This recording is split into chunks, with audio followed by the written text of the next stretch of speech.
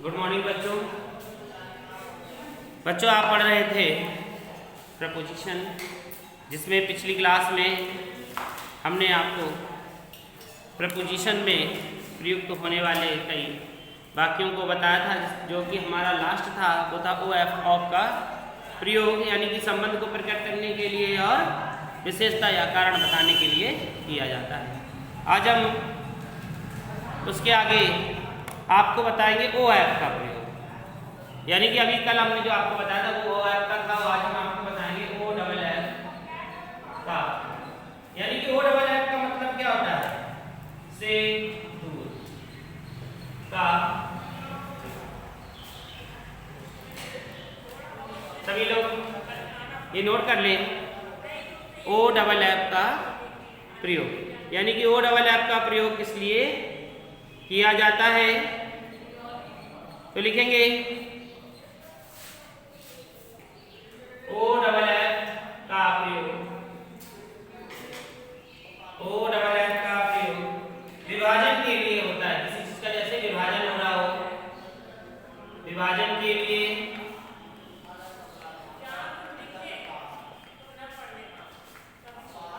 O double F का प्रयोग विभाजन के लिए होता है।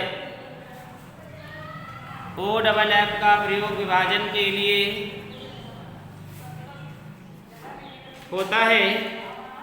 लिखेंगे फर्स्ट इसका एग्जाम्पल है come off the car, come off the car, यानी कि कार से दूर रहो, है ना, या कार से दूर हो। दूसरा एग्जाम्पल है the cap of the cap of the pen, the cap of the pen come off while opening. देखिए ये यहाँ पे ऑफ का प्रयोग हुआ है, तो जहां पर देखेंगे आपकी कम आया है, ज्यादातर ये कम के बाद ही ऑफ का प्रयोग होता है। ठीक है, ये ऐसे वाक्यों में ऑफ आता है जहां पर कम आया होगा, कम ऑफ द कार या the cap of the pen come off while opening. Note कर ले इसे।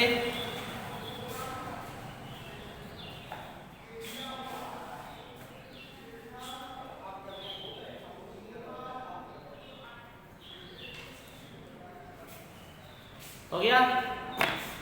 अब देखेंगे अगला,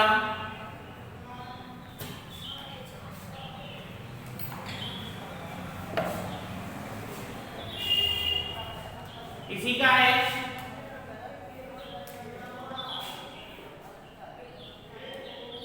इसका बी है, अभी आपने ये पढ़ा था। इसमें देखेंगे कि जो कार ऊपर से नीचे की गति, जो कार ऊपर से नीचे की गति के लिए, ऊपर से नीचे की गति के लिए,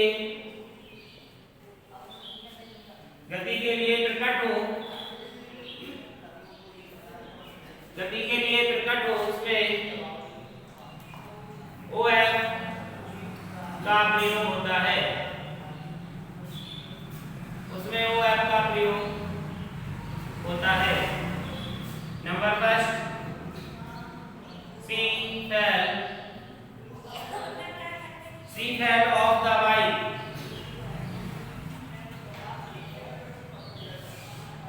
सी fell off the bike.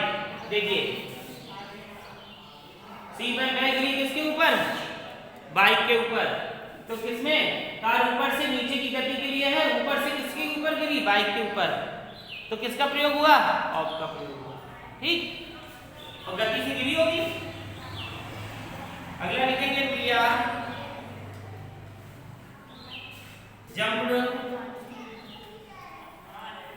Jumped of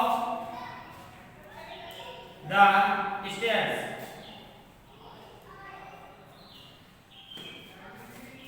Priya jumped off the stairs, Priya किसके ऊपर कूदी? सीढ़ियों से, है ना। तो देखो गति से कूदेगी, अगर धीमे से कूदोगी कूद पाओगी नहीं, तो गति से ही होगा ना इसमें। तो जब कार कोई ऊपर से नीचे की ओर गति, तो यानी कि सीढ़ियों से नीचे की ओर कूदी ना, सीढ़ियों से कोई कोई चढ़ता, आप लोग भी करते होंगे, बच्चे हैं, 4 सीढ़ी बची है तो 4 से ऊपर से कूद जाते हैं, 4 सीढ़ी नहीं उतरते, होता है ऐसा, 3 सीढ़ी से कूद जाते हैं। तो वही है कि Priya jumped off the stairs, note करिए।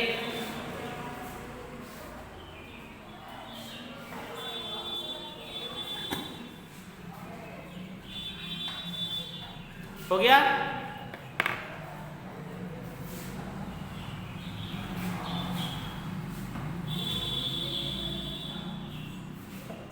फिर आया इसके बाद ओवर का प्रयोग। ओवर का प्रयोग,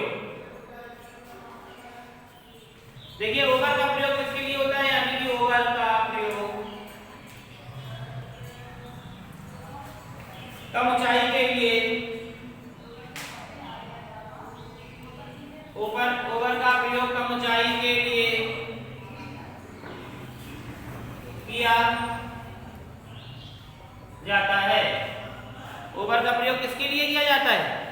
ओवर का प्रयोग कम ऊंचाई के लिए किया जाता है, ठीक है। नंबर 10 लिखेंगे, the fan is hanging, the fan is hanging the main gate,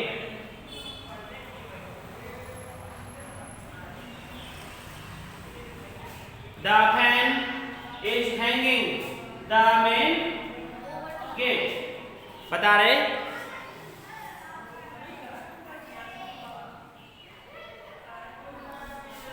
एक मिनट गलत हो गया है, the fan is hanging above, sorry एक मिनट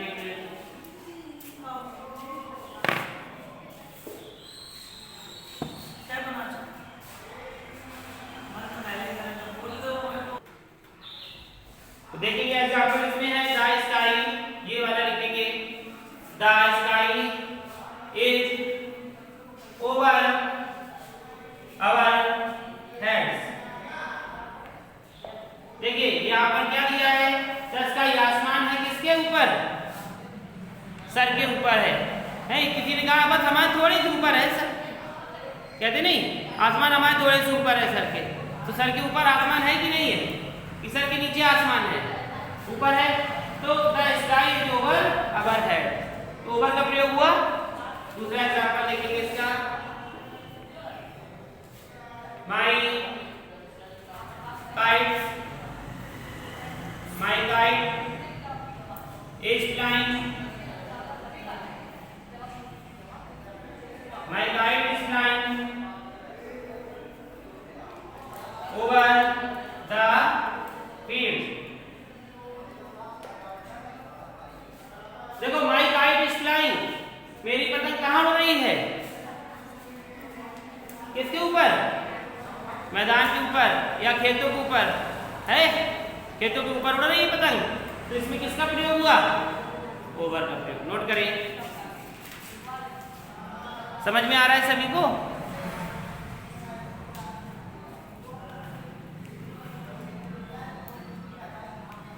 हो गया।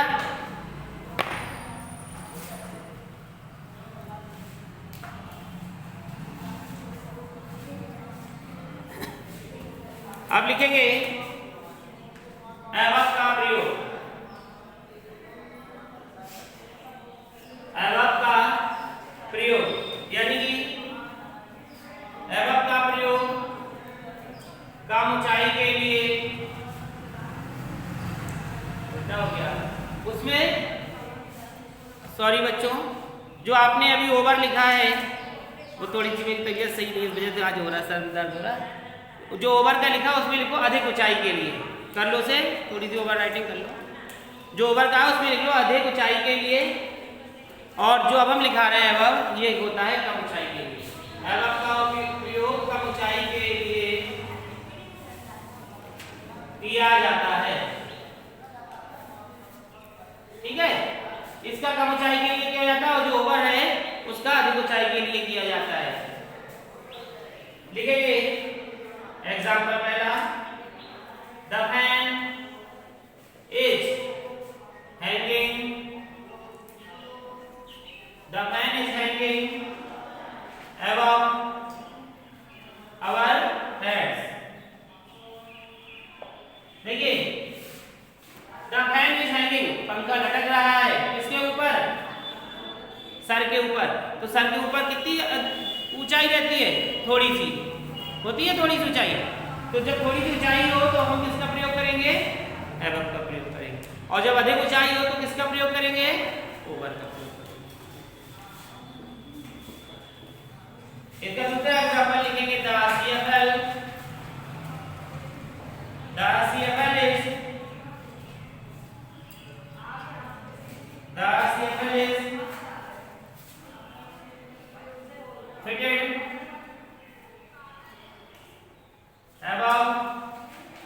fitted above the scenery।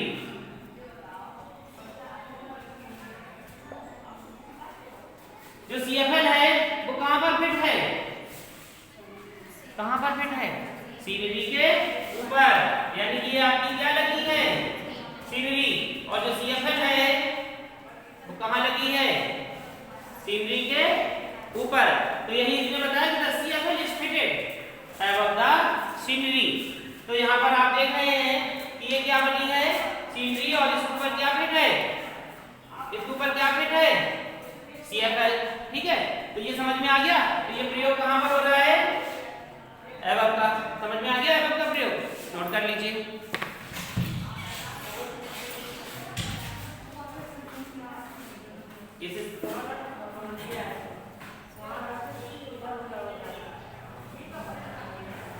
अब अगला सेंटेंसेस लिखेंगे, टू वर्ड्स का प्रयोग, टू वर्ड्स का मतलब क्या होता है, की ओर। टू वर्ड्स का मतलब क्या होता है, की ओर का प्रयोग। टू वर्ड्स का मतलब क्या होता है, की ओर प्रयोग। तो लिखेंगे टू वर्ड्स का प्रयोग, टू वर्ड्स का प्रयोग दिशा बताने के लिए, दिशा बताने के लिए होता है। टू वर्ड्स का प्रयोग दिशा बताने के लिए होता है। Number first, they went towards, they went towards the main gate.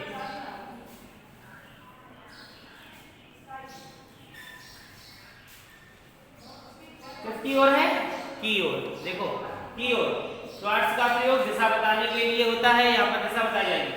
They went, they गए, the main gate, main gate क्या है, सबसे बड़ा जो मुख्य गेट है, की ओर, है ना। तो दे गए मेन गेट की ओर। तो जब जा रहे हैं वो मेन गेट की ओर, तो हम किसका यूज करेंगे, टुवर्ड्स का। जो आपको ऊपर लिखा है की ओर, तो वे गए कहाँ, मेन गेट की ओर, यानी कि मुख्य दरवाजे की ओर वे गए, है ना, वे मुख्य दरवाजे की ओर गए। दूसरा एग्जांपल लिखेंगे, the car is coming, the car is coming towards, the car is coming towards us. देखो the car is coming, car आ रही है किसकी ओर,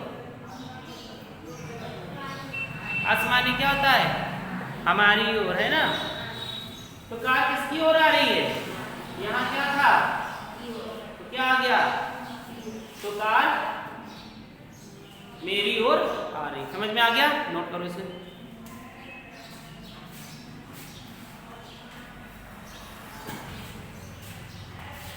इसके बाद अब लिखेंगे अगला लिखेंगे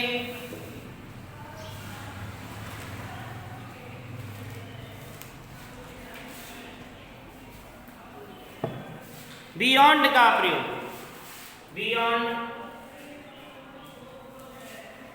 बियॉन्ड का मतलब क्या होता है? के परे। अच्छा ये बताओ परे माने क्या होता है? वह परे हैं, कमरे में परे हैं, लेटे? नहीं, गलत है। परे माने होता है जानना, है ना? परे माने होता है जानना। वह इस चीज से परे हैं, वह भक्ति से परे हैं। भक्ति से परे नहीं कि भगवान के उसमें सो रहे, भक्ति के ज्ञान में परे हैं, यानी कि भक्ति के बारे में सब कुछ जानते हैं।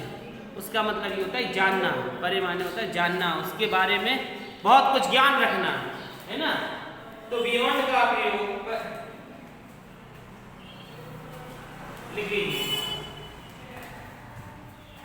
लिखेंगे बियॉन्ड का प्रयोग नियंत्रण, नियंत्रण या आपे से बाहर, नियंत्रण या आपे से बाहर होने के लिए किया जाता है। देखो आ गया वही चीज, बियॉन्ड का प्रयोग नियंत्रण या आपे से बाहर होने के लिए किया जाता है। अब आप इस बारे में जानते हो, क्या हो गया? आप अपने नियंत्रण से, कंट्रोल से बाहर हो गए। आपसे कहा गया कि बस इतना ज़्यादा गुस्सा दिखाना, आपसे मना की ये चीज़ मत करना, आपने वही चीज़ की और जब डांटा गया तो आपने क्या? मोबाइल फेंका, किताबें फेंकी, डस्टर फेंका, सब कुछ फेंक दिया जाता। आप क्या हो गए? नियंत्रण से बाहर हो गए, है ना? यानी कि आपे से आपने अपना आपा खो दिया। कोई चीज़ मानी की जा रही है, मान लीजिए अपने अपना खो दिया, नियंत्रण खो दिया। तो जब नियंत्रण से बाहर हो जाते हैं तो उसमें किसका प्रयोग होता है? बियॉन्ड का। ठीक है, लिखेंगे पहला एग्जांपल है दिस सिचुएशन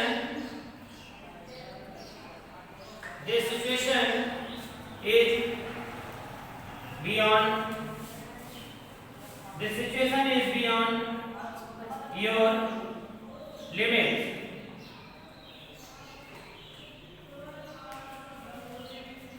दिस सिचुएशन, यह स्थिति ऐसी है कि वह लिमिट से बाहर हो गया, है ना? अब आपको कोई गाली दे रहा है, गाली दे रहा है, गाली दे रहा है, और तुम सुन रहे हो। अब तुम्हारे क्या है? नियंत्रण से बाहर हो गई। बस बहुत, तुमने क्या कहा? बहुत बर्दाश्त होगी, बस अब हम बर्दाश्त बिल्कुल नहीं करेंगे। आपको कोई सता रहा है, मार रहा है, बिल्कुल इधर से आया उधर से आया, चुटका दिया, आप एक दिन झुंझला के उससे कुछ ना कुछ कह ही दोगे। आपने कहा बस बहुत हो गया, हमारे आप से बाहर है, इसके ज़्यादा मत कुछ कहना। आपको कोई टॉर्चर कमी निकाल रहा है, आप पे कमी निकाल रहा है, अब तुमने कहा ठीक है, जो अच्छा उसी से करा लो आप अपने, या फिर आपने गुस्सा दिखा दिया तो अपने आप आपे से बाहर हो गए या कंट्रोल से बाहर हो गए। तो उसके लिए हम किसका यूज करेंगे?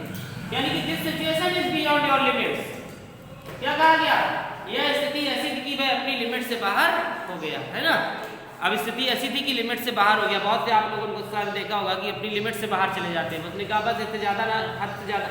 उन्होंने कहा चलो वही ऐसी की तैसी, हद से न जाओ, ज़्यादा हद से न जाओ। चाहता है बहुत सी लड़ाई हो जाती है जहाँ पर हाथ मारने की संभावना भी नहीं होती, वहाँ पर क्या चल जाती? गोलियाँ चल जाती हैं। तो सब क्या हो जाते हैं? अपनी लिमिट से बाहर हो जाते हैं। अगर लिखेंगे her situation is beyond, her situation is beyond her control. देखिए उसकी स्थिति ऐसी थी कि वह अपने नियंत्रण से बाहर हो गया। उसकी स्थिति ऐसी थी कि वह अपने नियंत्रण से बाहर हो गया। नोट करो इसे, समझ में आ गया सभी लोगों को?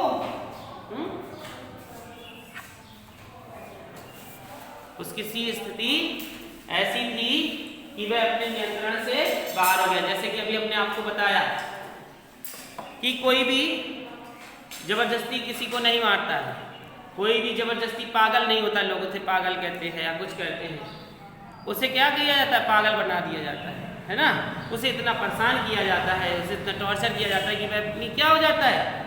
कंट्रोल से बाहर हो जाता है। फिर उसे जो समझ में आता है फिर वह वो करता है। तो इसमें अगर इस तरीके का कोई बात आए और यहाँ पे क्या लिखा हो, आपका लिखा हो